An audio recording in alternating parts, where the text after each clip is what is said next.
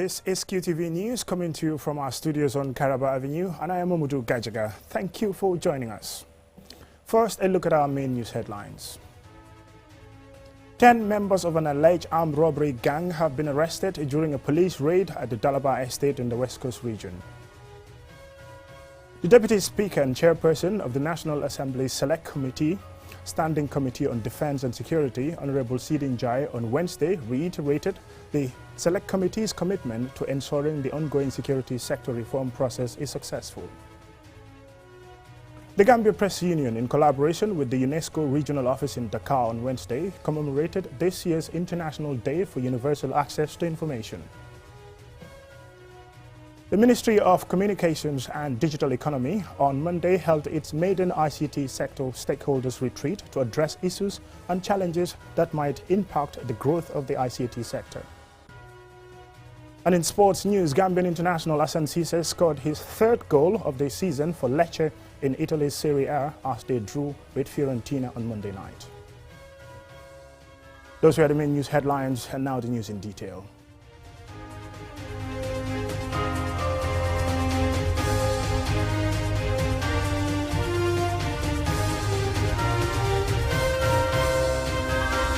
Welcome and many thanks for joining us. This is QTV News.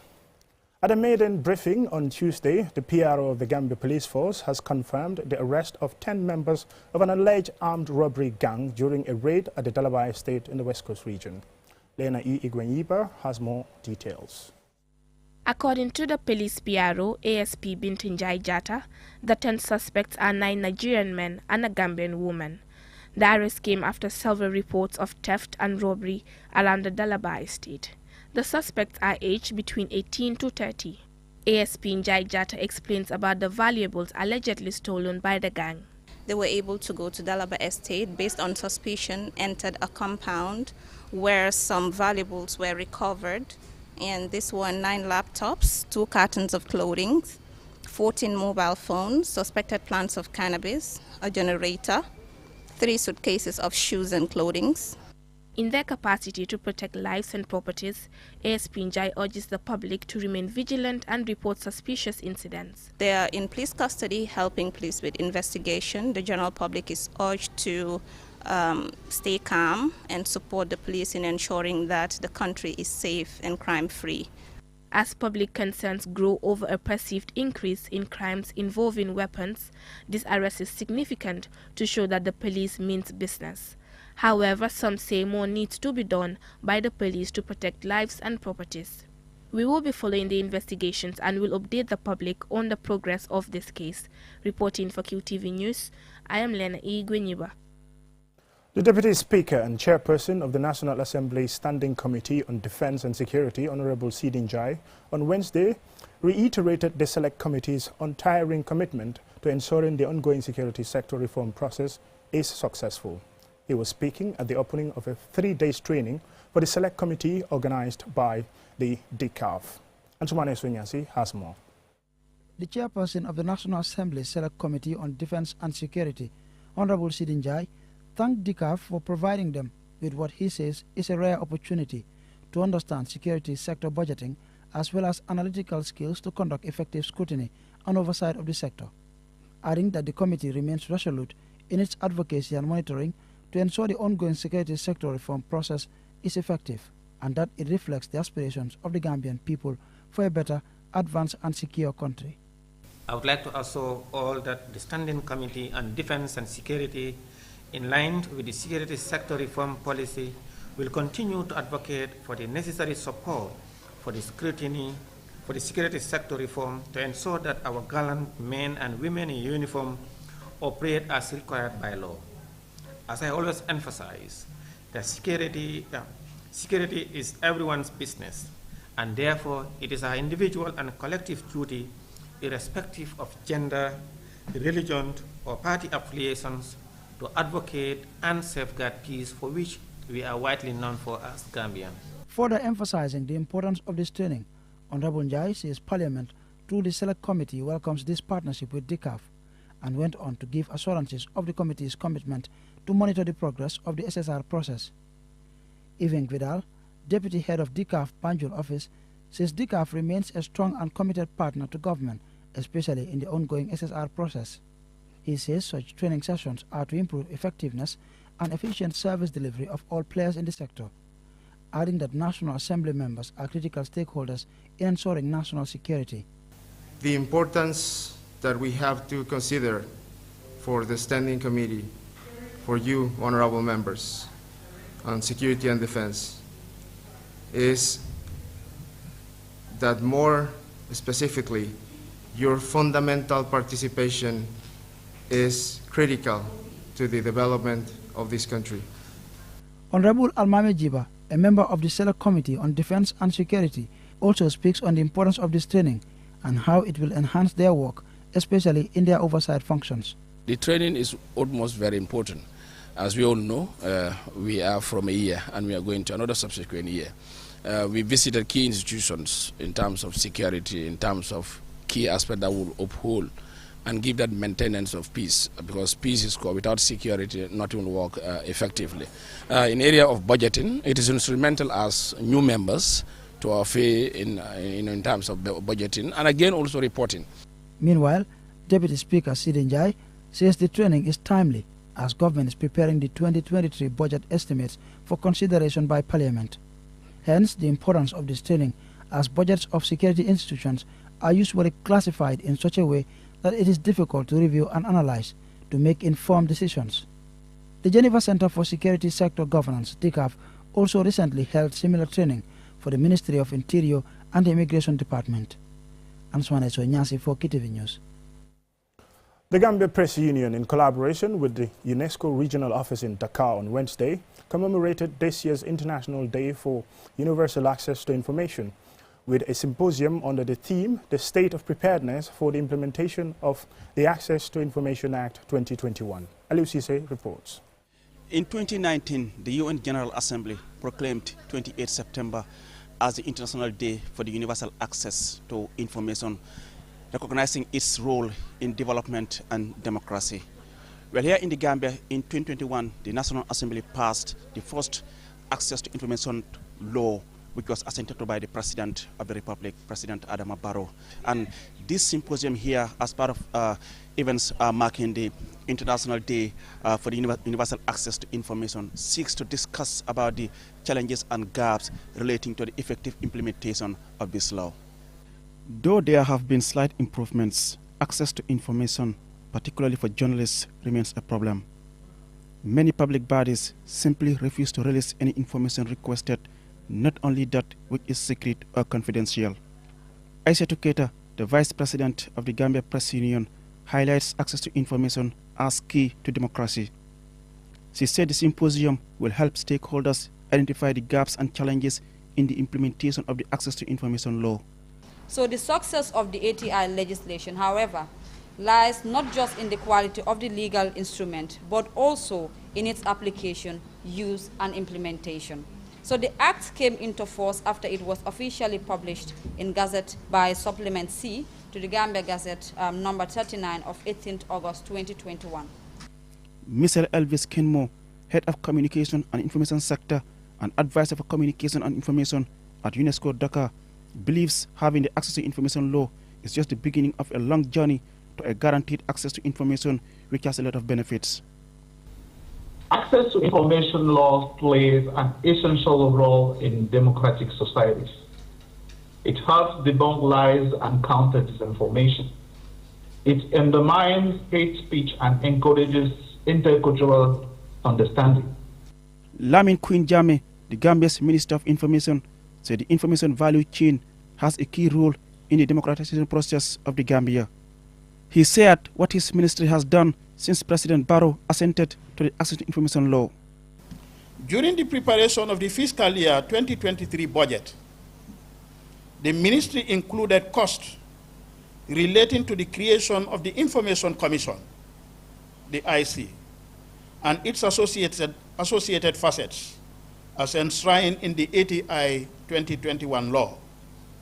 However, the ministry will continue to solicit funding for the accelerated establishment of the Information Commission to mitigate the crystallization of attendant risks inherent in the execution of public sector budgets. The Access to Information Law provides that every person has the right to access information from a public body after making a request in writing to the information officer of the concerned body. As a result, it provides that suitable information officers are appointed at all public bodies to create, keep, organize, and maintain its information in a manner which facilitates access to information. However, an information officer may refuse to grant access to information which will cause substantial prejudice to the security or defense of the state, as well as endanger the life, health, safety, or privacy of an individual. Reporting for QTV News, I am Aliou Cissé. The end of that report by Aliou Cissé takes us to a commercial break, and when we return, we still have some more local news stories for you and sports news. Do stay tuned.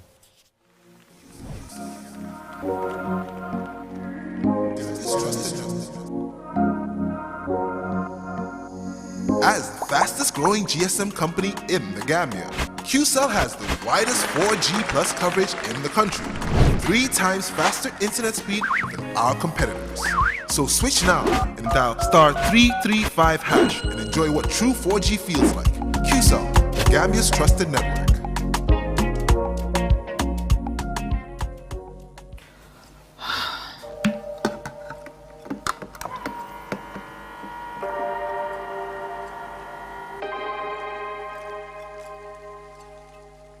I needed that. With LG ThinQ, my InstaView refrigerator is like my own personal assistant in the kitchen.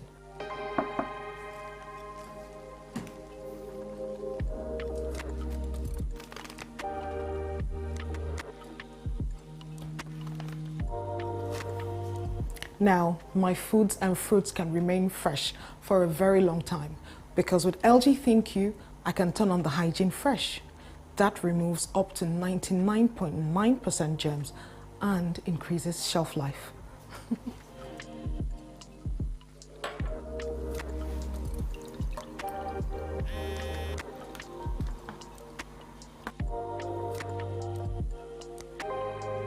So, I forgot to properly close my fridge, but the LG ThinQ is always up to date.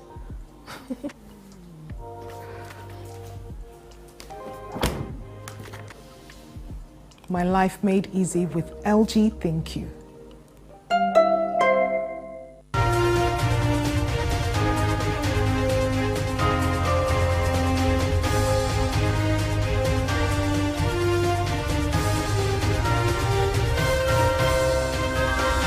Welcome back, and thank you very much if you're just joining us. This is QTV News. We also welcome our listeners on Q Radio who are listening to us from all over the world. The Ministry of Communications and Digital Economy on Monday held its maiden ICT sector stakeholders retreat to address issues and challenges that might impact the growth of the ICT sector. Lena E. Igwenyiba again. Being the first of its kind, the forum was attended by CEOs of internet service providers, managing directors, general managers of telecom companies, and content providers to discuss, strengthen, and develop the country's information and communications technology infrastructure. Usman Ba, Minister of Communications and Digital Economy, speaks on the importance of partnership to achieve a thriving ICT sector. In its absence, the internet has experienced exponential growth in impacting positively on individual, business, government, society, and transforming our life and the way we do things. Ibrahim Asila, Minister of Works, Transport and Infrastructure, on behalf of the Vice President, says ICT is an important issue for the government. Additionally, ICTs have now been recognized as top priority for the government of the Gambia, among other things, to reduce the inequities in our society, and will be identified as key priority areas in the NDP successor plan, which is being formulated. It is essential to address the challenges to accelerate the country's digital transformation agenda, and Biran Donde Gillen, President of the Information Technology Association of the Gambia, highlights their challenges. I would say the disconnect between the ministry and the industry, the replication of activities in terms of the tech ecosystem, I would say, regulatory challenges. Yusufa M. Job, Director General of PURA, assures the public that the challenges faced by those involved in the ICT sector will be addressed. So we are going to listen to them, and together with the ministry, who are all our partners, the regulatory aspects that they concern about will be brought to bear. Information technology is important as it offers various tools to boost development and exchange information to make tasks easier and solve various problems. It is also a major economic tool, as evidenced by the fact that the most of the biggest financially successful companies of the last decade are ICT-related companies. Reporting for QTV News, I am Lena E. Gwenyiba. The African Center for Democracy and Human Rights Studies, in collaboration with partners on Monday, held a forum on the participation of NGOs in the 73rd Ordinary Session of the African Commission on Human and People's Rights. Ajibintu Drame has the details. This forum comes following the completion of a two-day training session on human and people's rights by the 30 participants from 18 African countries. Today's event is another two-day forum for NGOs to gain first-hand knowledge in both practical and theoretical aspects of regional and international human rights mechanisms and provide a platform to practice their newly acquired skills. Hannah Foster, the Executive Director of African Center for Democracy and Human Rights Studies, welcomed the delegates. Ladies and gentlemen, with the objective of giving human rights NGOs and their partners the opportunity to share their publications, working tools and other materials with other NGOs, and to promote networking on the continent and beyond, the 40th African Human Rights Book Fair will run concurrently with the forum. Over 100 representatives from regional and international human rights bodies converge at this forum to understand what international human rights systems entail. Murad Arib, a representative from the network of African National Human Rights Institution, says there is a need to go back to the drawing board to make bold decisions to reverse the recurring coups, and where guns will be silent for a peaceful African continent. Effects of the coup d'etat in Burkina Faso, Sudan, Mali, Guinea, and Chad are contrary to the aspirations of our illustrious Agenda 2063. Loss of life, displacement, and dispossession are exposing younger generations to sorrowful wounds we had left in the past. Fernand de Varennes is the United Nations Special Rapporteur for Minority Issues, had this to say. There is lots to celebrate, as I just said, but there are huge challenges ahead for everyone. We are seeing a very difficult, and some would even say dark period in terms of human history. As we all know, we are facing challenges such as an explosion of hate speech in social media, which many governments do not know how to handle, or in some cases are instrumentalized to restrict the work, your work, of human rights defenders. We have today more stateless people in the world, people with absolutely no citizenship and the rights connected to that. We have today the largest number of internally displaced people in the world. We now have an increasing number, a very high number of violent conflicts around the world.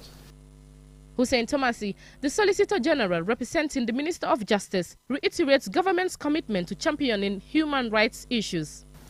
His Excellency the President prides himself as being a custodian of good governance, democracy, and protection of fundamental human rights, which is known to have been abused and denied for the past 2 decades under the former regime. We will never compromise the rights and dignity of Gambians and residents who have fought so hard to end 22 years of brutal rule. Ajibintu Drame, QTV News. The end of that report takes us to sports news.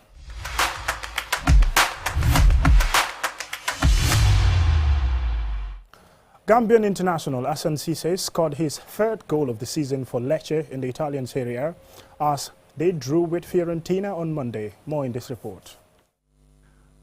Hassan Ceesay scored a beautiful goal to give Lecce the lead in the 41st minute in their Serie A away game to Fiorentina. The lead didn't last long as Fiorentina equalized 3 minutes into the second half, through Christian Kwame. The Gambian forward had earlier missed a free header at the near post. He headed wide when it appeared easier to hit the target. Hassan Ceesay had played in all 10 of his club's Serie A matches in the 2022-2023 season and played 684 minutes, starting in 8 games and being used as a substitute on 2 occasions. Last season, Hassan Ceesay made 33 Superliga appearances for Zurich and scored 20 goals and provided 10 assists. Before moving to Lecce in July 2022, Ceesay made 99 league appearances in total at Zurich, scoring 26 goals and providing 15 assists. Aged 28, Ceesay made a good start to his Serie A career on August 13, 2022 for Lecce. The Gambian attacker found the net in his opening game in the competition against Inter Milan, although it was a losing debut as Lecce lost 2-1. So far in his Serie A career, he has appeared 10 times in the competition with 3 goals scored and is yet to provide an assist. Lecce, who have 8 points, are in 16th spot in the table and head to Bologna, who are 1 point and 1 place lower, on October 23rd for the next Serie A action, where Hassan Ceesay could face his Gambian teammate Musa Barrow. Lecce were promoted as Serie B champions last season and will be hoping they can start picking up points to avoid relegation and a return to Serie B, and they will be relying on Hassan Ceesay's goals to move them further up the table. Mamadou Gajaga, QTV News. Congratulations to Hassan Ceesay there with his goals, and now we give a recap of our main news headlines. 10 members of an alleged armed robbery gang have been arrested during a police raid at the Dalaba estate in the West Coast region. The Deputy Speaker and Chairperson of the National Assembly Standing Committee on Defense and Security, Honorable Sidin Jai, on Wednesday, reiterated the Select Committee's commitment to ensuring the ongoing security sector reform process is successful. The Gambia Press Union, in collaboration with the UNESCO Regional Office in Dakar on Wednesday, commemorated this year's International Day for Universal Access to Information. The Ministry of Communications and Digital Economy on Monday held its maiden ICT sector stakeholders retreat to address issues and challenges that might impact the growth of the ICT sector. And in sports news, Gambian international Hassan Ceesay scored his 3rd goal of the season for Lecce in the Italian Serie A as they drew with Fiorentina on Monday night. That's it for this edition of QTV News. Thank you very much for watching, but don't forget to join us at 10 for another edition.